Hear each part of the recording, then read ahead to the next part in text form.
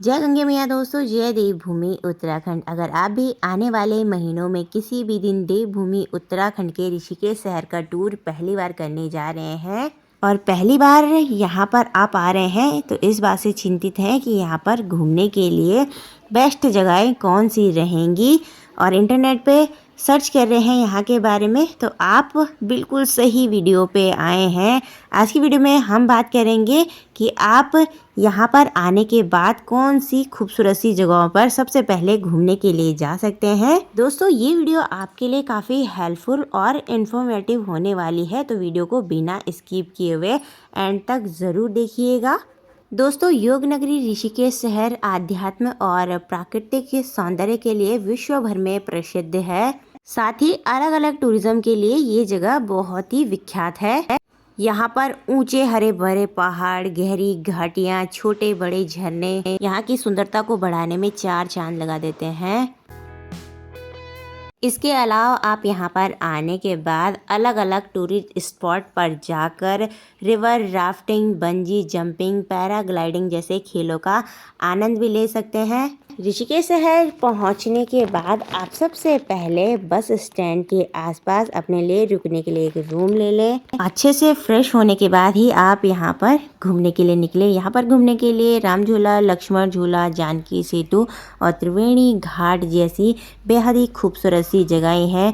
दोस्तों, यहाँ पर जितनी भी घूमने के लिए ये जो टूरिस्ट स्पॉट हैं सभी धार्मिक आस्थाओं से जुड़े हुए हैं। यहाँ के खुले और शांत से वातावरण में आने के बाद आपके मन को एक अलग ही सुकून, शरीर को एक अलग ही ऊर्जा की अनुभूति होगी। इसके अलावा यहाँ पर नीर वाटरफॉल और पटना वाटरफॉल जैसे प्राकृतिक बहुत ही खूबसूरत और बड़े झरने भी हैं। तो दोस्तों, आज हम भी इन्हीं में से एक खूबसूरत सी जगह घूमने के लिए जा रहे हैं। आज हम जाने वाले हैं पटना वाटरफॉल। साथ ही वीडियो के माध्यम से आप सभी को भी घुमा कर लाएंगे। वीडियो और चैनल पे नए हैं तो सब्सक्राइब जरूर कर ले। हेलो दोस्तों, शुभ प्रभात। मैं हूँ ज्योति, आप सभी को मेरा प्रणाम। स्वागत है आप सभी का देवभूमि उत्तराखंड के देहरादून शहर से। आज के वीडियो की शुरुआत हो रही है रायवाला में हमारे प्यारे से रूम से। सुबह के अभी 9 बज गए हैं आज के दिन और ब्लॉग की शुरुआत भी इसी के साथ हो गई है। आज सुबह मैं 6 बजे के आसपास उठ गई थी। आज से अयांश के स्कूल भी स्टार्ट हो गए हैं। अयांश को स्कूल भेजना था, इस वजह से हम जल्दी उठ गए थे।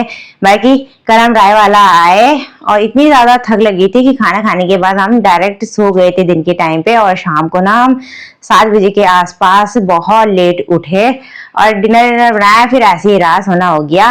तो साफ सफाई तो कमरे की हुई नहीं, तो आज एक बार कमरे की साफ सफाई कर लेते हैं। पिछले 10-15 दिन से हमारा रूम ना बंद ही पड़ा था और रूम में काफी सारी धूल, मिट्टी, मकड़ी के जाले, बहुत ज्यादा गंदगी हो रखी है। तो आज मैं और हस्बैंड जी मिलकर ना सफाई कर लेते हैं। भाई, पूरे रूम का माहौल देखिए सुबह सुबह अस्त व्यस्त हो रखा है। अभी मैंने ऊपर दीवालों की ना जालियां झाड़ ली है, बहुत सारे मकड़ी के जाले लगे हुए थे, काफी सारी गंदगी हो रखी है भाई रूम में। और अब एक बार पहले मैं बेडिंग कर लेती हूँ, उसके बाद झाड़ू पोछा कर लेते हैं।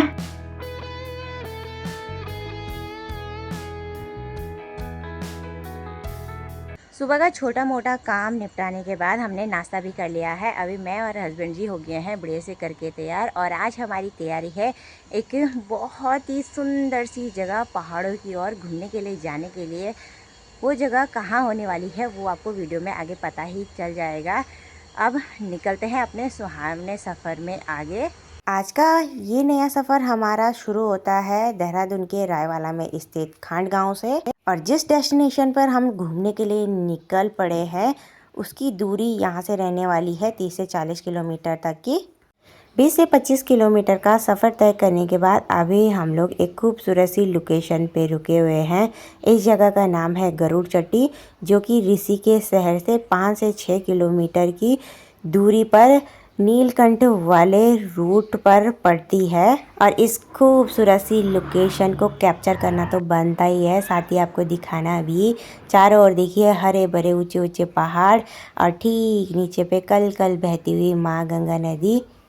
और आजकल यहाँ पर ना राफ्टिंग भी फिर से शुरू हो गई है दोस्तों। वैसे तो पूरे साल भर यहाँ पर राफ्टिंग होती रहती है, बरसात के 2 महीनों को छोड़कर जुलाई अगस्त में भारी बारिश होने की वजह से यहाँ पर राफ्टिंग बंद रहती है। बाकी साल भर आप यहाँ पर आने के बाद राफ्टिंग का आनंद भी ले सकते हैं। देश विदेश से यहाँ पर भारी संख्या में टूरिस्ट घूमने के लिए आते ही रहते हैं और इन सभी खेलों का आनंद भी लेते हैं।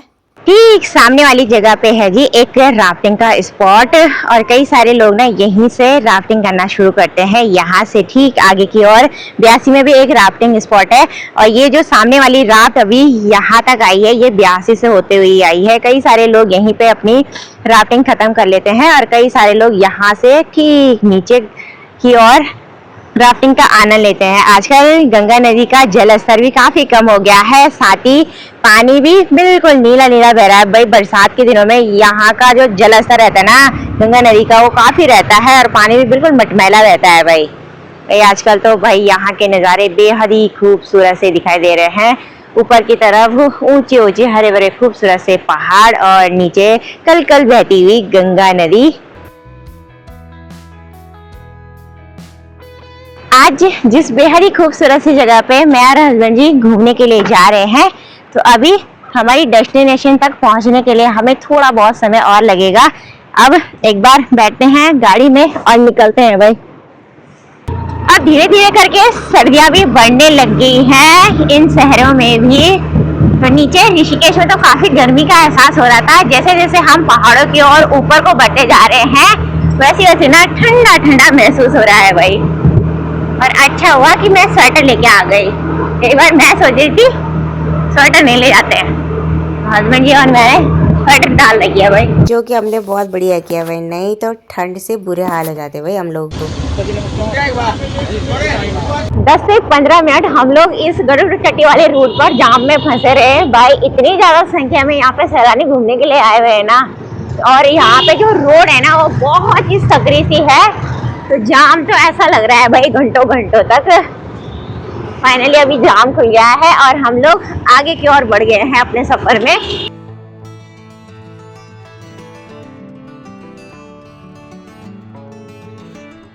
तो दोस्तों अभी हम एक और स्पॉट पे रुक चुके हैं। आज हम जा रहे हैं पटना वाटरफॉल घूमने के लिए। इन पहाड़ों में ऊपर ना सबसे ऊंचाई वाली जगह पर एक बहुत ही बड़ा पानी का झरना निकलता है, तो उसी झरने को देखने के लिए मैं हस्बैंड जी के साथ पहली बार जा रही हूँ। हस्बैंड जी तो एक बार अपने दोस्तों के साथ पहले भी गए हैं उधर घूमने के लिए, लेकिन आज मुझे वो पहली बार लेके जा रहे हैं, तो मैंने सोचा क्यों ना आपको भी उस खूबसूरत सी जगह पर घुमा कर लेके आते हैं। गरुड़ चट्टी से 1 किलोमीटर आगे पे यहाँ से एक पैदल रास्ता निकलता है पटना वाटरफॉल के लिए, और यहाँ पे देखिए खच्चरों की सुविधा भी है भाई ऊपर पटना वाटरफॉल तक जाने के लिए। तो अभी हम लोग पैदल ट्रैक करने वाले हैं और हमारा पैदल ट्रैक होने वाला है पटना वाटरफॉल तक 1 किलोमीटर का। तो चलिए पैदल ट्रैक की ओर बढ़ते हैं एक और बार आगे।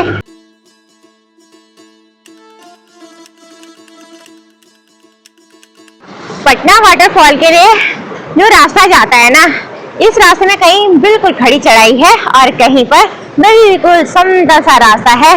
रास्ते के नीचे की ओर एक खूबसूरत सा गदेरा बहता है और आजकल देखिए इस गदेरे में पानी बिल्कुल साफ बह रहा है। बरसात के दिनों में तो बहुत ही भयंकर आए रहते हैं ये नाले और पानी भी बिल्कुल मटमैला बहता है भाई, और बहुत ही खूबसूरत से नज़ारे हैं भाई यहाँ। जैसे जैसे हम आगे की ओर बढ़ते जा रहे हैं तो सांस भी भाई फूलते जा रही है। काफी दिनों के बाद ऐसी चढ़ाई पे चढ़ रहे हैं तो दिक्कत तो आनी ही है भाई। खूबसूरत से नदी नालों को क्रॉस करते हुए हम लोग अपने इस बेहद ही खास सफर में आगे को बढ़ते ही जा रहे हैं। प्रकृति के अद्भुत नज़ारे यहाँ पे चारों ओर हम लोगों को देखने को मिल रहे हैं।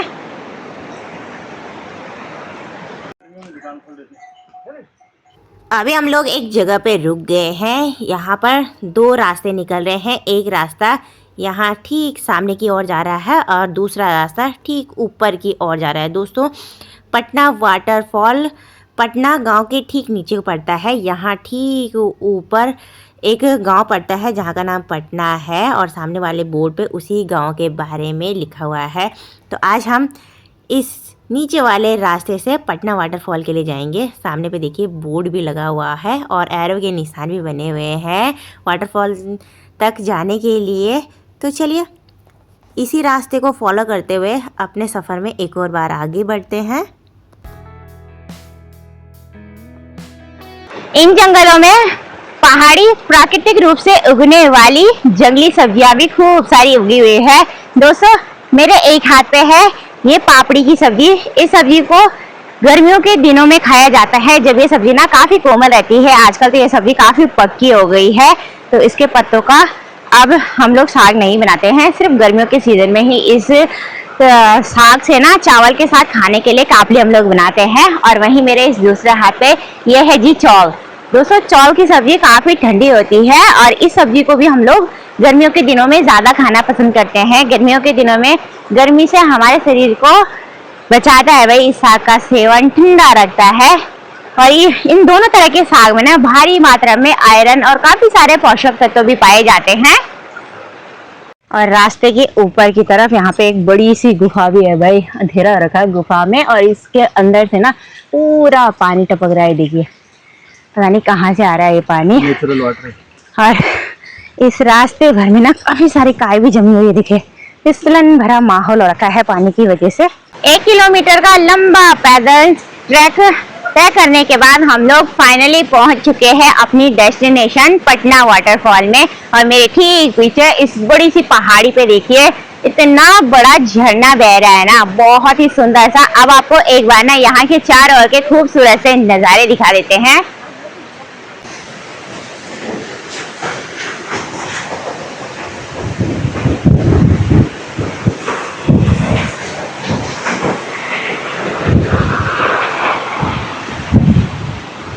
अभी हम झरने से काफी दूर यहाँ ऊंची जगह पे आ गए हैं आपको झरने का नजारा दिखाने के लिए। झरना देखिए इस पहाड़ी के बहुत ही ऊंचाई वाले हिस्से से बह रहा है।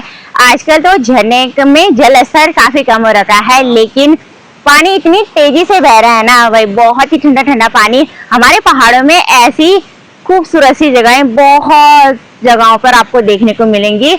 ऐसी एकांत और शांत सी जगह पे ना घूमने का एक अलग ही आनंद रहता है, मन को एक अलग ही सुकून और शांति मिलती है। दोस्तों जब भी आपको समय मिले ना तो इस खूबसूरत सी लोकेशन पे घूमने के लिए आप अपनी फैमिली के साथ जरूर से आइएगा।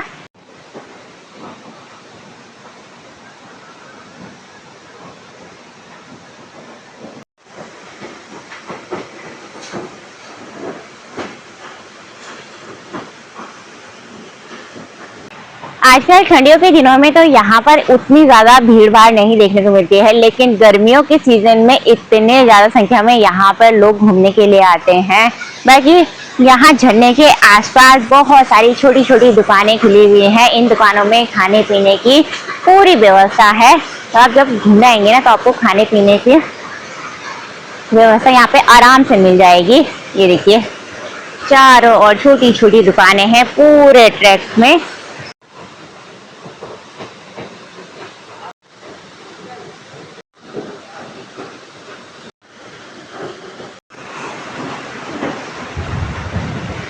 थोड़ी देर यहाँ पे रुककर हमने खूबसूरत से नज़ारों का आनंद लिया। अभी हम यहाँ पे एक दुकान पे रुके हुए हैं चाय और बंस का आनंद लेने के लिए।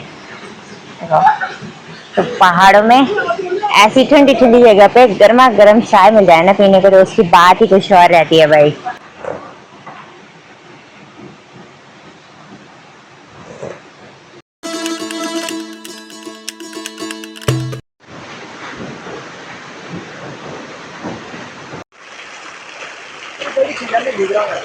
हमने ना रुककर यहाँ पे खूबसूरत से नज़ारों का आनंद लिया और प्यारी प्यारी फोटो खींची। अब हमारा यहाँ से वापसी जाने का समय हो गया है।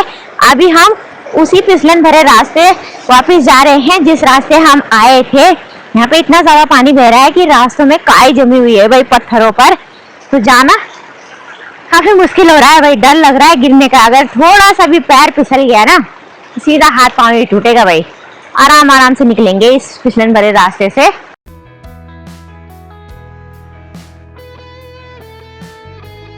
जैसे जैसे दिन बढ़ रहा है वैसे वैसे यहाँ पे ना काफी सारे सैलानी देखिए घूमने के लिए आ रहे हैं, और जो बाहर के लोग रहते हैं ना, उनको इस ट्रैक को चढ़ने में काफी परेशानी होती है। हम तो पहाड़ी लोग हैं, हमारा तो रोजमर्रा का काम होता है ऐसे ऊबड़ खाबड़ और चढ़ाई वाले रास्ते पे चढ़ने में हमें उतनी दिक्कत नहीं होती, लेकिन से लोगों को काफी दिक्कत होती है भाई। लेकिन इस ट्रैक को चढ़ने के बाद जो नज़ारा ऊपर देखने को मिलता है ना, उसे देखकर ना सारी थकान मिट जाती है भाई। बहुत ही सुंदर सा नज़ारा है भाई वहाँ उस वाटरफॉल का। और इस वाटरफॉल की बेहद ही खास बात पता है क्या है? ये वाटरफॉल मानव निर्मित नहीं बल्कि प्रकृति की एक अनमोल देन है हम पहाड़ी लोगों को, और साथ ही यहाँ घूमने आए हुए लोगों के लिए। पटना वाटरफॉल से वापसी भी हम आ गए हैं, और अभी मैं और हस्बैंड जी इसी रूट पे ना ठीक आगे की ओर घूमने के लिए निकल पड़े हैं।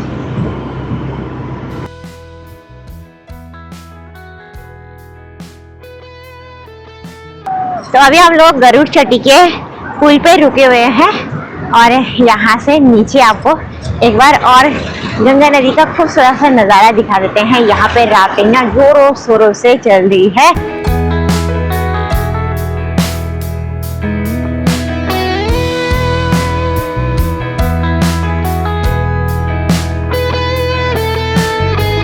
थोड़ी देर यहाँ पे भी रुककर नज़ारा को आनंद ले लिया है, और नज़ारे साथ ही साथ कैप्चर भी कर लिए हैं।